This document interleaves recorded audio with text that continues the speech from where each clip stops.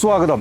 ഇന്ത്യയിൽ പ്രവർത്തിക്കുന്ന എൻജിഒകൾക്കും മതസ്ഥാപനങ്ങൾക്കും സാമൂഹിക സംഘടനകൾക്കും വിദേശത്ത് നിന്ന് വരുന്ന പണം ആരാണ് നിയന്ത്രിക്കുന്നത്?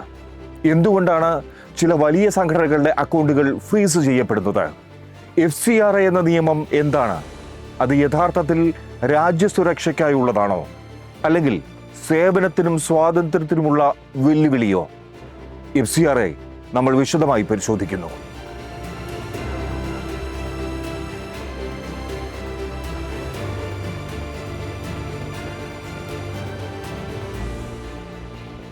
Foreign contribution regulation act. ഇത് ഇന്ത്യയിലേക്കുള്ള വിദേശ സംഭാവനകൾ നിയന്ത്രിക്കാനുള്ള നിയമം. ലളിതമാക്കി പറയാം, വിദേശത്തു നിന്ന് വരുന്ന പണം എവിടേക്ക് പോകുന്നു, എങ്ങനെ ഉപയോഗിക്കുന്നു, ഇത് സർക്കാർ നിരീക്ഷിക്കുന്നതാണ് FCRA. ഇന്ത്യയിലെ സിവിൽ സൊസൈറ്റി, എൻജിഒകൾ, മതസ്ഥാപനങ്ങൾ, ഗവേഷണ സ്ഥാപനങ്ങൾ എന്നിവയുടെ പ്രവർത്തനത്തിൽ നിർണായകമായ സ്വാധീനം ചെലുത്തുന്ന നിയമമാണ് FCRA. വിദേശ രാജ്യങ്ങളിൽ നിന്നുള്ള ധനസഹായം ഇന്ത്യയിലെ വ്യക്തികൾക്കും സ്ഥാപനങ്ങൾക്കും ലഭിക്കുമ്പോൾ അത് നിയന്ത്രിക്കാൻ ഇന്ത്യൻ സർക്കാർ രൂപീകരിച്ച നിയമമാണിത്. ആദ്യമായി 1976 നിയമം നിലവിൽ വന്നത്. പിന്നീട് 2010 ഭേദഗതി വരുത്തി പുതുക്കി.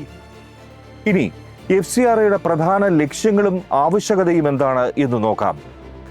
ഇന്ത്യയുടെ രാഷ്ട്രീയ സ്വാതന്ത്ര്യവും ദേശീയ സുരക്ഷയും സംരക്ഷിക്കുക, വിദേശ ഫണ്ടുകൾ സാമൂഹിക സാമ്പത്തിക താൽപ്പര്യങ്ങൾക്ക് വിരുദ്ധമായി ഉപയോഗിക്കുന്നത് തടയുക, എൻജിഒകളും മറ്റു സ്ഥാപനങ്ങളും സുതാര്യതയും ഉത്തരവാദിത്വവും പാലിക്കുന്നുവെന്ന് ഉറപ്പുവരുത്തുക. FCRA പ്രകാരമുള്ള വ്യവസ്ഥകൾ നിർണായകമാണ്. വിദേശ ഫണ്ടുകൾ സ്വീകരിക്കാൻ എല്ലാ എൻജിഒകളും നിർബന്ധമായും രജിസ്റ്റർ ചെയ്യണം. ലഭിക്കുന്ന ഫണ്ടുകൾ പ്രഖ്യാപിച്ച ലക്ഷ്യങ്ങൾക്കായി മാത്രം ഉപയോഗിക്കണം. ഫണ്ടുകളുടെ ഉപയോഗത്തെക്കുറിച്ച് വാർഷിക റിപ്പോർട്ടുകൾ സമർപ്പിക്കണം. രാഷ്ട്രീയ പാർട്ടികൾക്കും സ്ഥാനാർത്ഥികൾക്കും വിദേശ സംഭാവനകൾ പൂർണ്ണമായും നിരോധിച്ചിരിക്കുന്നു. ചില വ്യക്തികൾക്ക്, പ്രത്യേകിച്ച് മാധ്യമപ്രവർത്തകർ, ജഡ്ജിമാർ തുടങ്ങിയവർക്ക് ഈ നിയന്ത്രണങ്ങൾ ബാധകമാണ്. 2020 ഭേദഗതികൾ കൂടിയായതോടെ FCRAയിൽ കർശന നിയന്ത്രണങ്ങൾ നിലവിൽ വന്നു. പ്രധാന മാറ്റങ്ങൾ ഇത്തരത്തിലായി. മുൻപ് വലിയ എൻജിഒകൾ ചെറിയ സംഘടനകൾക്ക് ഫണ്ട് കൈമാറുന്നത് സാധ്യമായിരുന്നു. ഇപ്പോൾ അത് പൂർണ്ണമായും നിരോധിച്ചിരിക്കുന്നു. ഇക്കാര്യത്തിൽ ഗ്രാമീണ തലത്തിലുള്ള ചെറിയ എൻജിഒകൾക്ക് വലിയ തിരിച്ചടിയുണ്ടായി. എല്ലാ വിദേശ ഫണ്ട് ഇടപാടുകളും സ്റ്റേറ്റ് ബാങ്ക് ഓഫ് ഇന്ത്യയുടെ ന്യൂഡൽഹി മെയിൻ ബ്രാഞ്ചിലായിരിക്കണമെന്ന വ്യവസ്ഥ വന്നു. ഇത് കേന്ദ്ര നിരീക്ഷണം ശക്തമാക്കിയെങ്കിലും അഡ്മിനിസ്ട്രേറ്റീവ് തലത്തിൽ ബുദ്ധിമുട്ടായി. എൻജിഒ ഭാരവാഹികൾക്ക് ആധാർ നിർബന്ധമാക്കിയത് സുതാര്യതയ്ക്കെന്ന് സർക്കാർ പറയുമ്പോഴും സ്വകാര്യത ആശങ്കകളും ഉയർന്നു. സംഘടനകളുടെ അഡ്മിനിസ്ട്രേറ്റീവ് ചെലവിന്റെ പരിധി കുറച്ചത് തിരിച്ചടിയായി. 50% പരിധി 20% കുറച്ചത്. അങ്ങനെ ശമ്പളവും ഓഫീസ് ചെലവുകളും നിയന്ത്രിക്കേണ്ട അവസ്ഥയായി. സംഘടനകളുടെ ലൈസൻസ് സസ്പെൻഡ് ചെയ്യുന്ന കാലാവധി 360 ദിവസമായി ഉയർത്തി. ഇത് സംഘടനകളുടെ ദീർഘകാല പ്രവർത്തനത്തിന് തടസ്സമുണ്ടാക്കി. ഫണ്ടുകൾ ഫ്രീസ് ചെയ്യാനുള്ള അധികാരമാണ് മറ്റൊന്ന്. സംഘടനകൾക്കെതിരെയുള്ള അന്വേഷണ സമയത്ത് ഫണ്ടിന്റെ ഉപയോഗം തടയാൻ സർക്കാരിന് അധികാരം നൽകിയിരിക്കുന്നു. ഇനി FCRAയുടെ നടപ്പാക്കലിനെ ചുറ്റിപ്പറ്റിയുള്ള വിവാദങ്ങളും ആരോപണങ്ങളും എന്താണെന്ന് നോക്കാം. സർക്കാർ എൻജിഒകളെ ലക്ഷ്യമിടുന്നുവെന്ന ആരോപണമാണ് പ്രധാനമായുള്ളത്. Amnesty International India, Greenpeace India തുടങ്ങിയ സംഘടനകൾക്കെതിരെ എടുത്ത നടപടികൾ വിമർശനങ്ങൾക്ക് വഴിവെച്ചു. ഇവർ പറയുന്നത് എന്താണ്? സർക്കാരിനെ വിമർശിക്കുന്ന സംഘടനകളെ നിയന്ത്രിക്കാൻ നിയമം ഉപയോഗിക്കുന്നു എന്നാണ്. FCRA കാരണം ഇന്ത്യയിൽ സാമൂഹിക പ്രവർത്തനങ്ങൾക്കും പ്രതിഷേധങ്ങൾക്കുമുള്ള സ്വാതന്ത്ര്യം കുറയുന്നെന്നും ആക്ഷേപമുയർന്നു. ഇനി ഇക്കാര്യത്തിൽ സർക്കാരിന്റെ നിലപാട് എന്താണ്? സർക്കാർ പറയുന്നത് നിയമലംഘനങ്ങൾക്കെതിരെ മാത്രമാണ് നടപടി എന്നാണ്. വിദേശ ഫണ്ടുകളുടെ ദുരുപയോഗം തടയുന്നത് അനിവാര്യമാണെന്നും ആവർത്തിച്ചു പറയുന്നു. FCRA ഘടിപ്പിച്ചതോടെ വിവിധ സംഘടനകൾക്ക് സംഭവിച്ചത് എന്താണ്? ആംനസ്റ്റി ഇന്റർനാഷണൽ ഇന്ത്യയുടെ അക്കൗണ്ടുകൾ ഫ്രീസ് ചെയ്തു. ഗ്രീൻ പീസ് ഇന്ത്യ ലൈസൻസ് പ്രശ്നങ്ങളിൽ വലഞ്ഞു. മിഷണറീസ് ഓഫ് ചാരിറ്റി അവരുടെ ലൈസൻസ് പുതുക്കൽ വൈകിയതോടെ പ്രതിസന്ധിയിലായി. ലോയേഴ്സ് കളക്റ്റീവിന്റെ ലൈസൻസ് റദ്ദാക്കി. Centre for policy research suspension നേരിട്ടു. ഈ കേസുകൾ ഒരു വശത്ത് നിയമപരവും രാഷ്ട്രീയവുമായ ചർച്ചകൾക്ക് വഴിവെച്ചു. ഇനി ഇപ്പോഴത്തെ 2026 സ്ഥിതി എന്താണ്?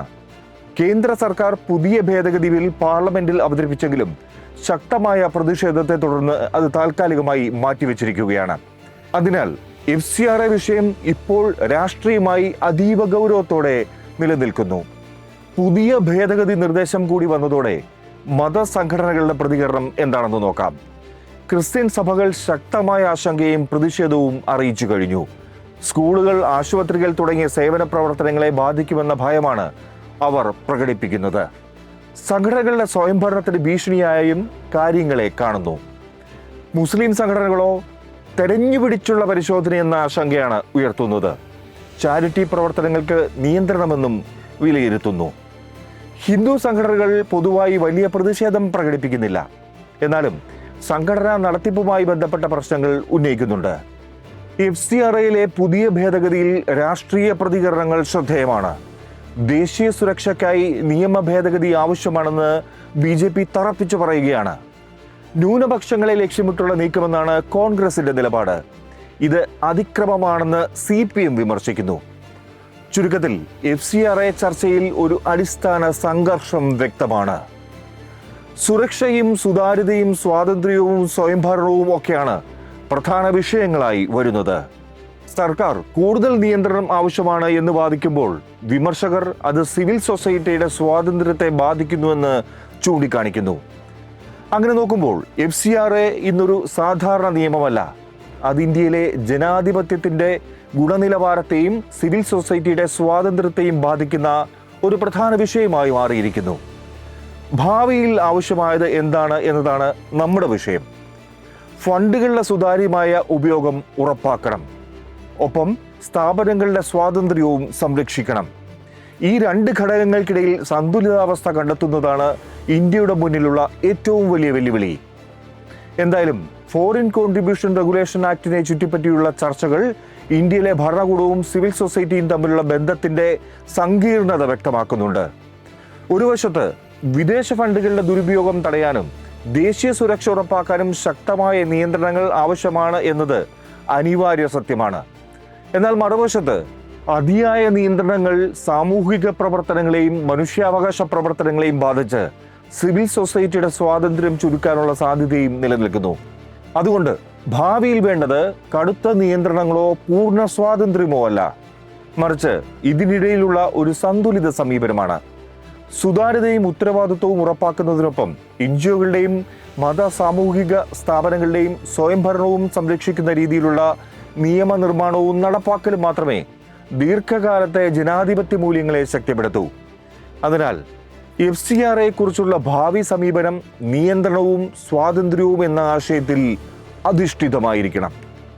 എല്ലാം അറിയാൻ ദ പ്രോഫിറ്റ് ന്യൂസ്.